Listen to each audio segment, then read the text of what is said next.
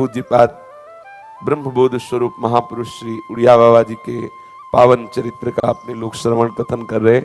ध्यान पूर्वक सुनिए, एक एक शब्द हमारे जीवन में बहुत लाभ पहुंचाएगा यदि हम इस श्रवण किए हुए चरित्र का मनन करेंगे।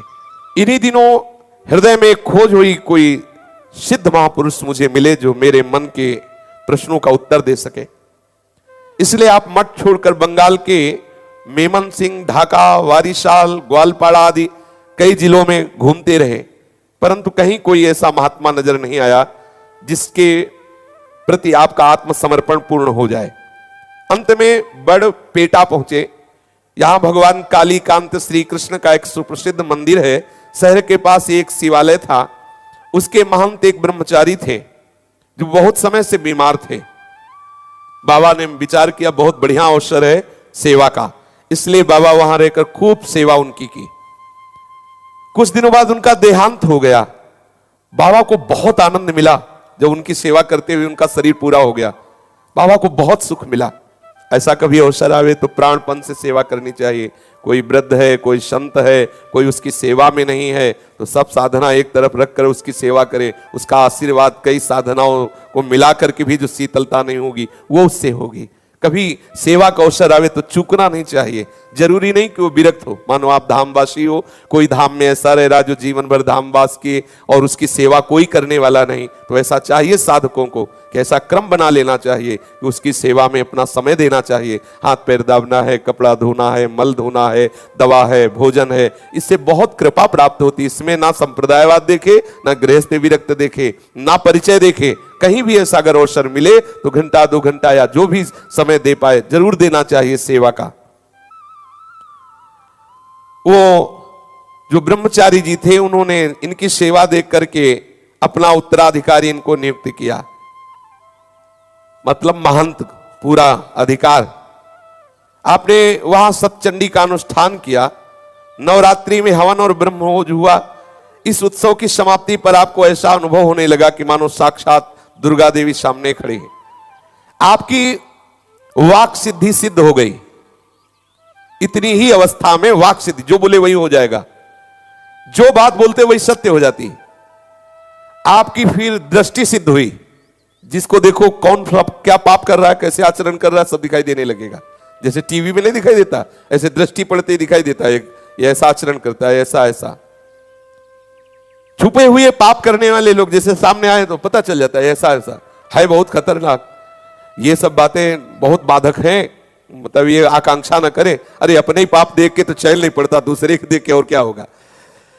चमत्कार प्रकट होने लगे। बहुत भेंट सामग्री, रुपया, पैसा, लोगों की भीड़ इकट्ठा होने लगे। एक एक दिन में उस समय 500 सिक्के आने लगे, चांदी के सिक्के चढ़ते। अब तो आप क्या करें, उस पैसा खर्चा करने के लिए कढ़ाई चढ़ी रहती, भंडारा लोगों को खवाना पिलाना। इससे शास्त्रों पुरुषों का रोज भोजन होने लगा।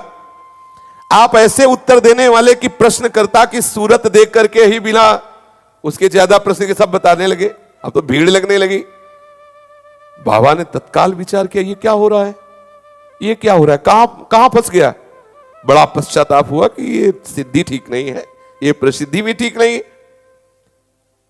ऐसा पश्चाताप हुआ कि उन महंत जी का, जो ब्रह्मचारी जी का एक शिष्य था जो यात्रा में गया हुआ, जब आया तो उसे हाथ जोड़ के कहा, भैया तू महंत बन जा। जबरदस्ती बाबा ने उसे महंत बनाया। सबको छोड़ छाड़ करके वहां से भागने को सोचा कि अच्छा बुरा प्रपंच में फंस गया, महंतगिरी में और सब ये सब बताने में, सिद्धियों में। वो 15 रुपए मात्र वहां से लिए, चुपचाप रेल द्वारा बाबा भागे और गुवाहाटी चले आए।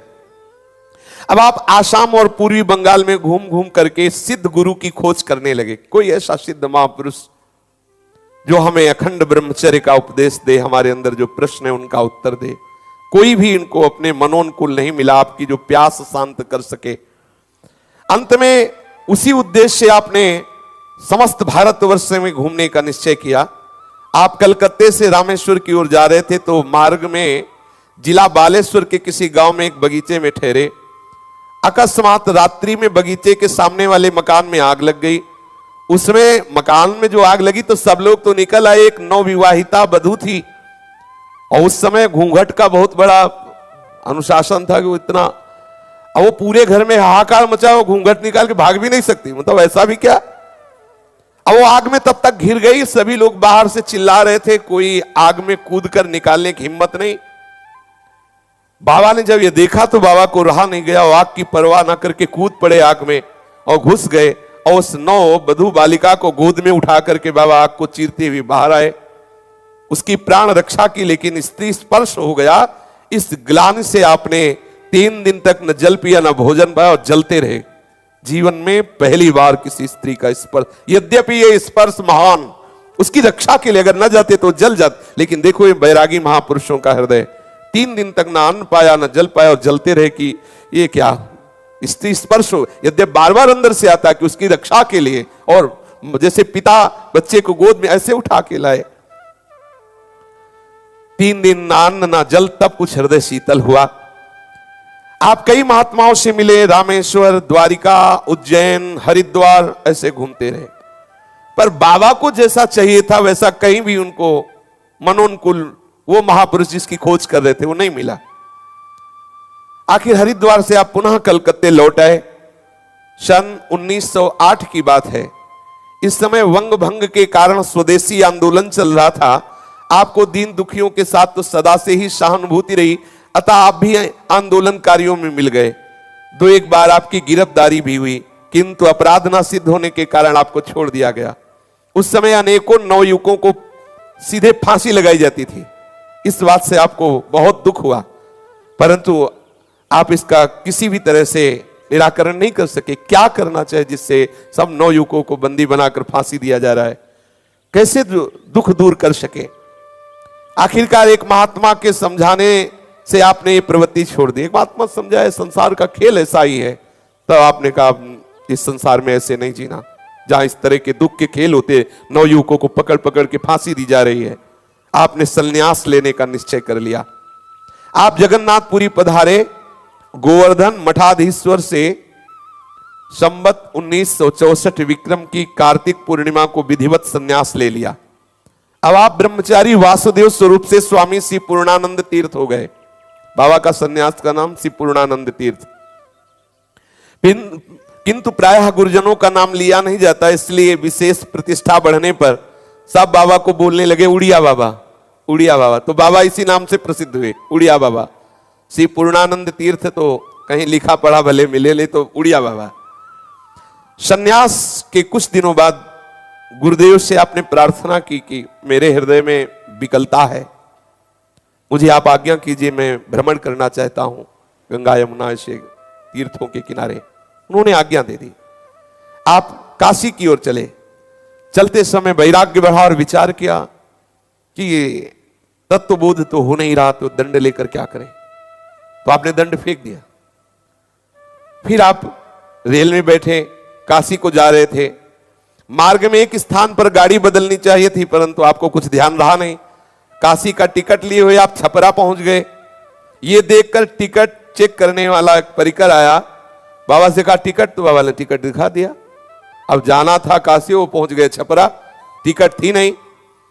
और एकदम सीधा सरल स्वभाव, एकदम सन्यासी, लाल कपड़ा पहने और ऐसे बिल्कुल सीधे सा थप्पड़ मारे बाबा के। उससे जो अधिकारी चेक करने वाले थे, बाबा को थप्पड़ मारा, गाड़ी से नीचे उतार दिया। बाबा नीचे उतरे और विचार किया कि गलती का समाधान कैसे हो। कोई छोटे मोटे संत तो है नहीं बाबा। बाबा ने निश्चय किया कि आज से शपथ लेता हूं कभी किसी सवारी पे ही नहीं चढ़ूंगा। बाबा को वो जो अधिकारी चेक करने वाले थे, अब उनको बेचारे दुर्भाग्य, उनका क्या जाने कि वो क्या करने जा रहे हैं। ऐसे वीतराग परमहंस महापुरुष के उन्होंने थप्पड़ मारे। भगवान बुद्ध को जैसे एक शव देखने से वैराग्य हो गया था, एक सुकुमार राजकुमार से कठोर तपस्वी बना दिया उस शव ने। गोस्वामी तुलसीदास जी को उनकी पत्नी की एक थोड़ी सी बात ने रामचरण अनुरागी बना दिया। जैसा मेरे शरीर से प्यार करते हो, ऐसा राम जी से प्यार करते थे, तुम परम मंगल स्वरूप हो जाते। ऐसे ही बाबा को उस सरकारी ऑफिसर, क्या टीटी जो भी, वो तो पीटी है, टीटी पीटी क्या, कितना बड़ा अपराध, मतलब इतने बड़े महापुरुष को थप्पड़ मार दिया। भगवान लीला करते रहते हैं। बाबा ने आजीवन कभी किसी सवारी पर नहीं चढ़ेंगे ऐसी प्रतिज्ञा कर ली। अनोखों बार ऐसी अवसर आए जिसमें सवारी पर बैठना अनिवार्य हुआ, पर बाबा कभी सवारी पर नहीं बैठे। जो संकल्प किया दृढ़ता पूर्वक नियम का पालन किया।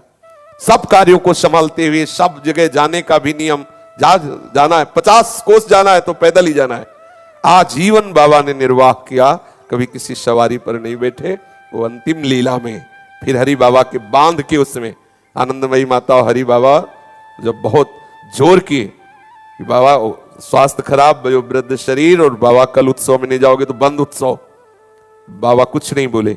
आनंदमयी माता ने कहा क्यों चिंता करते हो? हरि बाबा से कहा ये तो औढ़रदानी शिव हैं, थोड़ी देर में बदल जाएंगे, आप बैठो।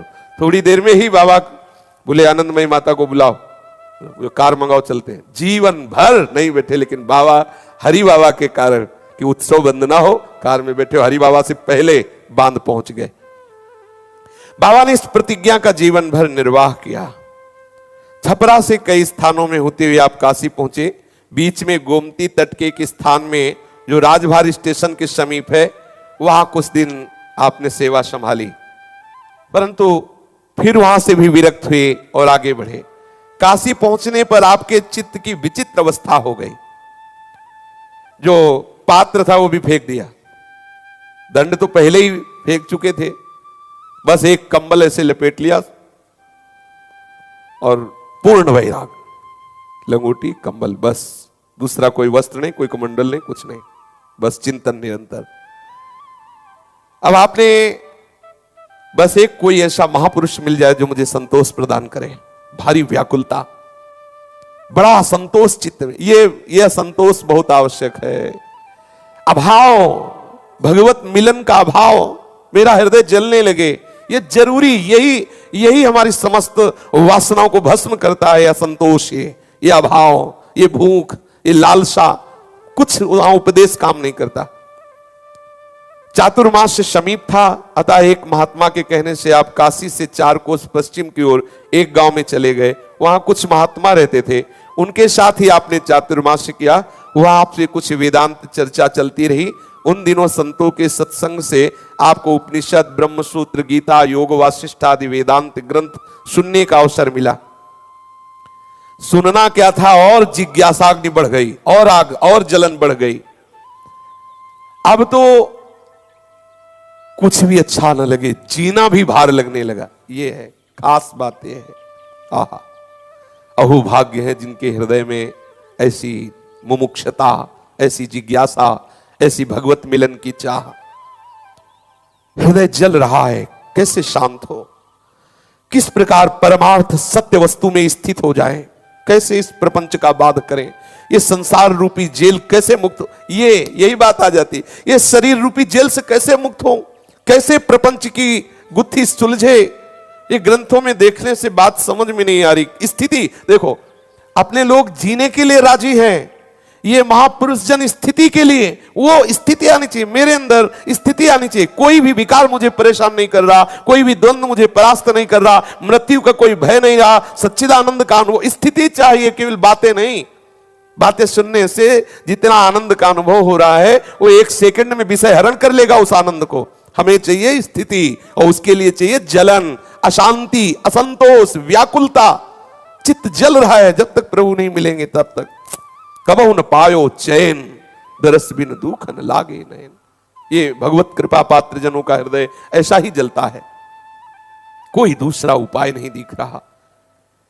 सत्संग ने आपको परमार्थ की खोज में और बढ़ा दिया, और प्रबल विकलता।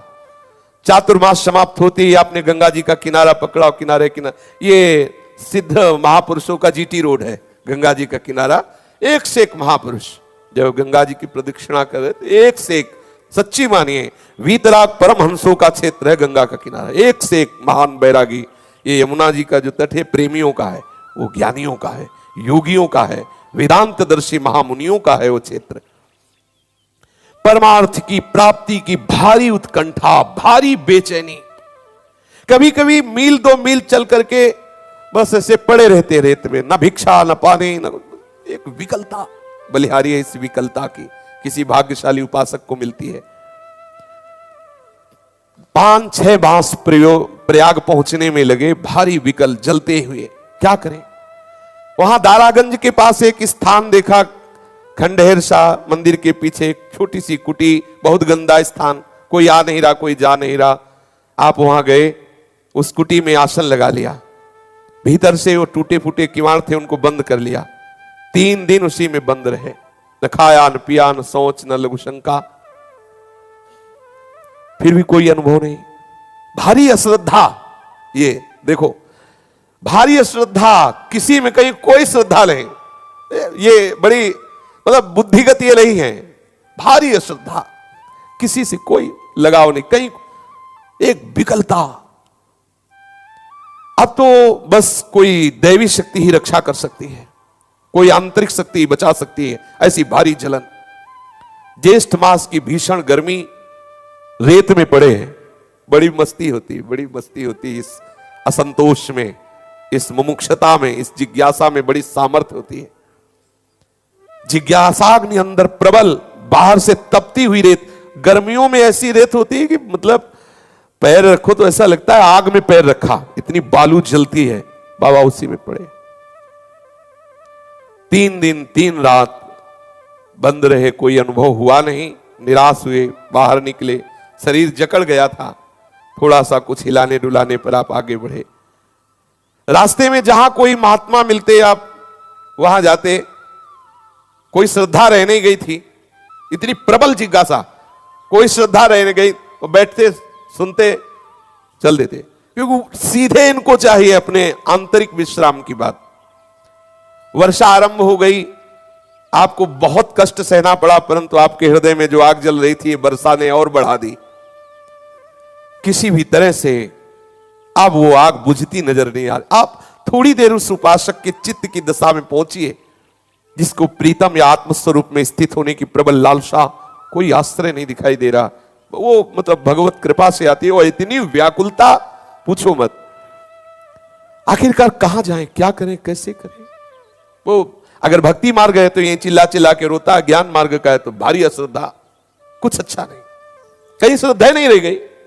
मिथ्या तो भाव, ब्रह्म सत्यम जगन मिथ्या, सब झूठा, क्या सब झूठा। कैसे समाधान हो, कैसे समाधान, मेरे अंदर कैसे वस्तु का बोध हो? आखिरकार चलते चलते आप फतेहपुर जिले में पहुंचे। फतेहपुर जिले के एक स्थान में, वहां भागीरथी के तट पर एक प्राचीन शिवालय है, वहां रहे अपने कुछ दिन। आसपास कुछ अन्य कुटियां भी हैं, बड़ा निर्जन शांत स्थान। भगवान भास्कर दिन भर की यात्रा में शांत होकर प्रतीचि की गोद में विश्राम लेने जा रहे थे। आप चुपचाप गंगा जी की तरंगे देख रहे थे, परंतु और वो आग लगा रही थी। अब आपको लगा कि जीवन जीना मुश्किल है, खत्म कर देते हैं जीवन। ये देखो, जैसे प्रेम में मृत्यु दशा तक है ना, ऐसे ज्ञान में भी है। बस बाबा की इतनी प्रबल जिज्ञासा हुई, अब जीना बेकार। आपने चद्दर उतार के फेंक दी, तुम्बा उतार गंगा जी में फेंक दिया। स्वयं कूदने की जब बारी आई तो फिर एक झटका सा लगा और विचार किया, क्या प्राण निकलने से, शरीर छोड़ने से तत्वबोध हो जाएगा? ये तो व्यर्थ की क्रिया है, क्या होगा इससे? इतना प्रबल मतलब जिज्ञासा है, मरने भी ले दिया। इतनी प्रबल जिज्ञास, ऐसे ही प्रेमी कोई मरता थोड़ी है, मरण दशा तक आता है। सोचने लगे क्या होगा मरने से, बहुत बार तो मर चुका हूं, क्या मरने से तत्वबोध हो जाएगा? आप क्या करें? अब गंगा जी की तरफ से दृष्टि हटी तो पीछे शिवालय, जंगल में शिवालय की तरफ चले। नास्तिकता चरम सीमा पे पहुंच चुकी थी। ये नास्तिकता नहीं, ये विचार की स्थिति, कुछ नहीं, सब झूठा, सब झूठा। जो वेदांत सूत्र है, ब्रह्म सत्यम जगन मिथ्या, सब नाटक है, सब झूठा। अब गए और शिवलिंग पर पैर रखा और डेहरी पे सर रखा, लेट गए। अब लेटे लेटे विचार कर रहे हैं, क्या करूं, कहां जाऊं, कैसे मेरा समाधान हो। इतने में आंख झपकी, तंद्रा सी आई परम ज्ञानियों के गुरु भगवान शंकर पर, और ये बड़े रिझवार ठाकुर हैं। एक चोरी करने के लिए घंटा उतारना चाहता था तो थोड़ा ऊंचाई पे घंटा था तो ऊपर चढ़ गया, तो भगवान से प्रसन्न हुए, बोले वरम ब्रूहि, बोले हमने कौन सेवा की, बोले लोग तो फल फूल पानी चढ़ाते हैं, तू खुद चढ़ गया, हम इसलिए प्रसन्न हो गए। ये बड़े आशुतोष है। वो बोला हम तो घंटा चुराने के लिए चढ़े और आप इतने पे ही राजी हो गए। ये बड़े विचित्र देवता हैं, देखो भारी तिरस्कार। बाबा पैर रखे हुए हैं शिवलिंग पर और ये प्रसन्न हो गए।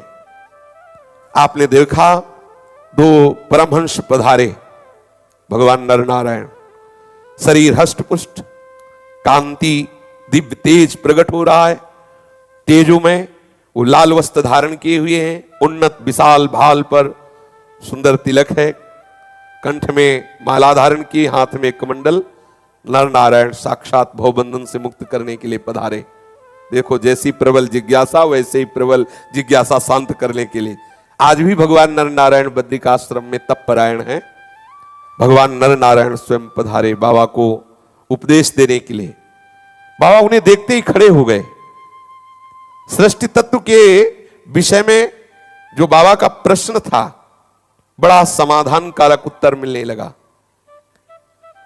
क्रम बड़ी देर तक चला, बाबा पूछते जाते, वो उत्तर देते जाते। धीरे धीरे सारे प्रश्नों का समाधान हो गया। बाबा को सिर्फ 2 श्लोक याद रहे। नेति नेति नेतीति शेषितम यत्परम पदम निराकर्तुम अशक्यत्वात् तदस्मीति सुखी भव जड़तां वर्जयित्वैतां शिलाया हृदयं चयत् अमनस्कं महाबाहो तन्मयो भव सर्वदा। इसकी चर्चा आगे। श्री राधा वल्लभ लाल की।